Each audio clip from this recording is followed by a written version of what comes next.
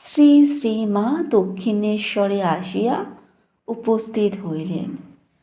ঠাকুর তাহাকে দেখিয়া বলিলেন, আমি সমস্ত স্ত্রীলোককে মার ন্যায় জ্ঞান করি। তোমার ভিতরেও আমি সেই জগৎ মাতাকে দেখিতেছি।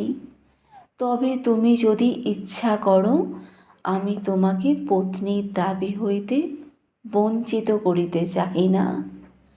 এ বিষয়ে তোমার কি মত? তখন মা ঠাকুরের মনোভাব বুঝিতে পারিয়া বলিলেন, আমি তোমাকে সংসারের মলিনতায় কুলুষিত করিতে চাহি না। তোমার ধর্মপথের কণ্টক হওয়া আমার বিন্দুমাত্র ইচ্ছা না। আমি কেবলমাত্র তোমার সেবার অধিকার চাই।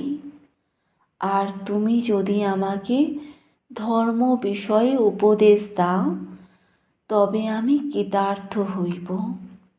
ঠাকুর এই কথায় অতিমাত্র পুলকিত হইয়া বলিলেন, দেখো, চাঁদ মামা যেমন সকলেরই মামা, ভগবানও সেইরূপ সকলেরই প্রিয় বস্তু।